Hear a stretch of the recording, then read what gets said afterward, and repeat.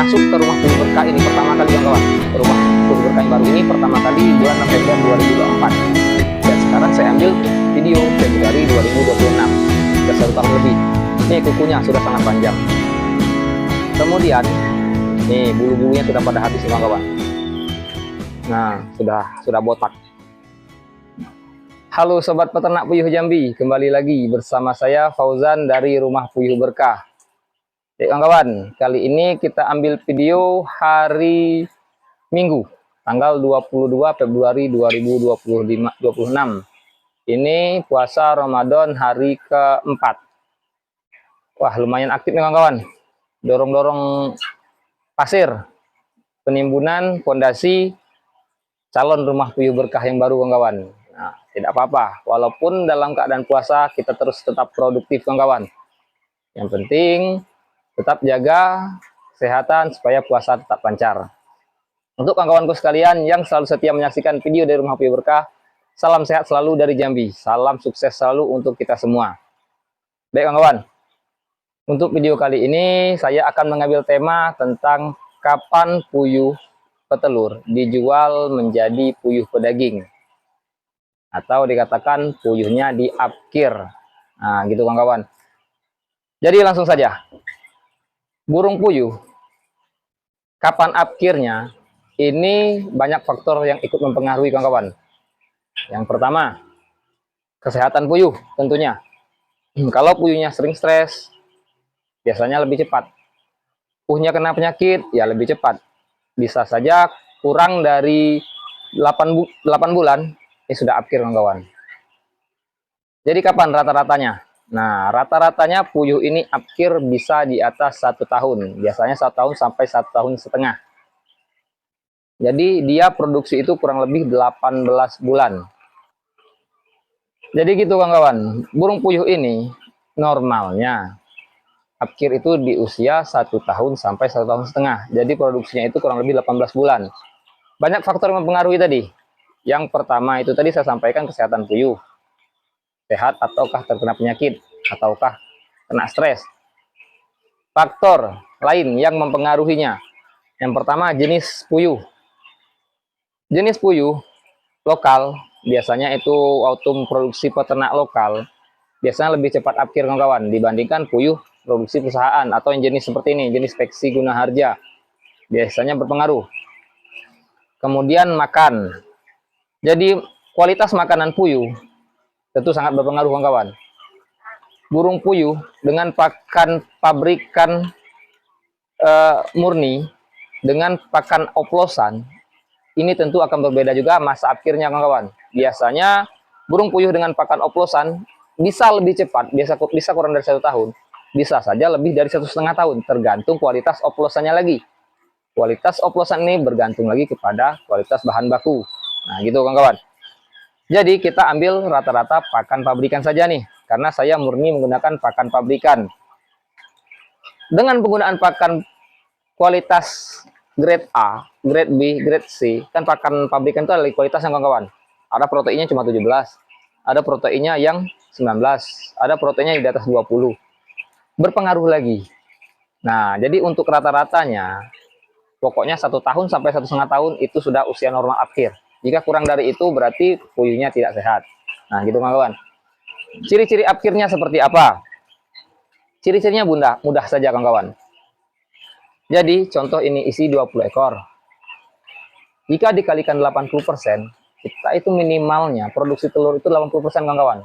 Kapan kurang dari 80%, itu sudah boleh dikatakan cuma untuk pakan puyuh saja, kita tidak dapat keuntungan apa-apa. Jadi ketika isinya 20 ekor, harusnya telurnya minimal 16 butir per hari. Ketika telurnya itu keluar kurang dari 16 butir, berarti sudah ada kendala terhadap puyuh dalam sini. Tidak juga bisa dilihat dalam 1 hari, biasanya dilihat dari beberapa hari. Karena kan ada siklus ya, kadang telurnya kurang dari 80%, bisa-bisa kadang sampai 60%. Dilihat dalam kurang lebih 1 minggu per harinya, stabil dia di bawah 80%, berarti sudah siap diapkir nih. Akhirnya seperti apa? Jika populasi terbatas dan penyediaan bibit atau pengadaan bibit juga lambat, boleh saja nih disortir kawan-kawan. diraba saja di bagian ini, kita lihat. Nah, diraba saja di bagian sini. Ini terasa keras, ini berarti masih ada telurnya kawan-kawan. Berarti masih bisa produktif. Dipindahkan saja. Jadi burung puyuh yang masih ada yang terasa keras, terasa telurnya, pindahkan ke kandang kosong lain. Yang terasa kosong atau lembek, pindahkan ke kandang lain. Lihat hari berikutnya, di kandang yang tadinya telurnya kosong, dirasakan lagi. Ketika memang masih kosong juga, bersama 2 hari atau 3 hari berturut-turut kosong, berarti fix sudah bisa di akhir puyuhnya. Diguyur saja. Jika populasi kita masih kecil, kebutuhan telurnya masih tinggi, dan juga penyediaan bibit atau pengadaan bibitnya lambat, sortir saja. Tetapi alangkah baiknya jika populasi sudah besar, akhirnya serentak saja kawan-kawan. Lebih enak hitungannya. Jadi uangnya bisa untuk regenerasi lagi. Kalau akhirnya bertahap, biasanya uangnya nggak kumpul kawan-kawan. Nggak terasa nih. Tambahkan untuk beli pakan, mungkin dipakai untuk kebutuhan sehari-hari, malah habis. Nah ini berbahaya, bisa saja jadi peternak musiman. Akhir uangnya terpakai. Akhir uang terpakai. Ketika puyuhnya habis, uangnya nggak ada. Nggak bisa regenerasi. Nah gitu kawan. Jadi ciri-ciri puyuh akhir kita lihat lagi di sini. Tadi kan baru jumlahnya saja. Kita lihat ciri-cirinya kawan-kawan. Ciri-ciri puyuh yang sudah tua. Nah ini ciri-ciri puyuh yang sudah tua. Paruh ini bisa saja tidak panjang kawan-kawan. Ada puyuh paruhnya yang kelewat panjang. Ini normal saja paruhnya nih. Tapi kukunya sudah bisa dilihat. Nah puyuh ini sudah berusia kurang lebih 1 tahun 3 bulan usianya ya. Produktifnya kurang lebih 1 tahun 1 bulan. Ini masuk ke rumah puyuh berkah ini pertama kali kawan-kawan. Rumah puyuh berkah yang baru ini pertama kali bulan November 2024. Dan sekarang saya ambil video Februari 2026. Sudah 1 tahun lebih. Nih kukunya sudah sangat panjang. Kemudian nih bulu-bulunya sudah pada habis nih kawan-kawan. Nah, sudah botak. Ini masih bagus produksinya kawan-kawan. Nah, tapi kok abang akhir gitu kan. Nah, ini sudah akhir semua kawan. Di sebagian sana sudah akhir. Tinggal ini saja nih. Dari awalnya itu 1.600 ekor burung puyuh yang masuk ke sini pertama kali. Sudah di akhir kurang lebih ada 900. Ini kurang lebih masih ada 200-an kawan-kawan, 200 lebih. Jadi, saya akhirnya bertahap sudah terjual kurang lebih 900 ekor. Ini masih ada kurang lebih 300. Jadi masih ada totalnya 1.200-an yang bisa diakhir. Ini saya ambil video sekarang karena besok udah mau dijemput lagi nih. Besok hari Senin tanggal 23 Februari ini udah mau dijemput. Jadi habis kawan-kawan. Jadi generasi pertama rumah puyuh berkah di sini, puyuh yang ngisiin rumah puyuh berkah yang baru ini, generasi pertamanya sudah keluar semua. Sudah dijadikan pedaging. Harga pedaging berapa ya tergantung lokasi di daerah masing-masing kawan-kawan. Kalau di Jambi itu 5.000 per ekor hidup. Tetapi ada juga yang beli 6.000 per ekor hidup. Tergantung jumlahnya. Biasanya yang beli agak murah, butuhnya banyak. Pokoknya butuh terus, nah gitu. Yang belinya agak mahal karena dibutuhnya sesekali saja. Nah gitu kawan-kawan. Itu untuk ciri-ciri puyuh akhir dan kapan puyuhnya akhir.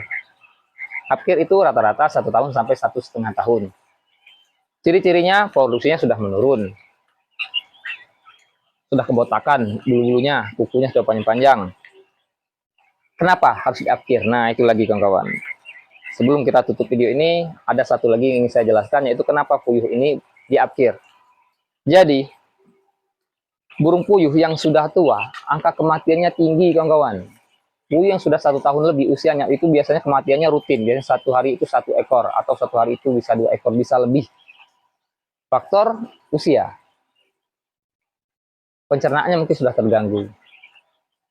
Kekuatannya untuk ngedan telur sudah mulai berkurang. Jadi produksinya sudah menurun. Kemudian juga produksinya kawan-kawan. Nah, kadang produksinya masih banyak, tapi telur yang seperti ini itu banyak, semakin meningkat. Cangkangnya sudah mulai keropos, warnanya tidak enak dilihat, udah pudar. Ini selain faktor makanan, tentunya ini faktor usia kawan-kawan. Yang jelas puyuh usia 1 tahun lebih ini sudah kualitas telurnya ini sudah menurun. Mudah pecah, cangkangnya rapuh. Selain produksinya yang menurun, cangkangnya juga sudah mulai rapuh. Sehingga telur yang untuk layak dijual itu biasanya sudah kurang dari 80%, bisa mencapai 70%.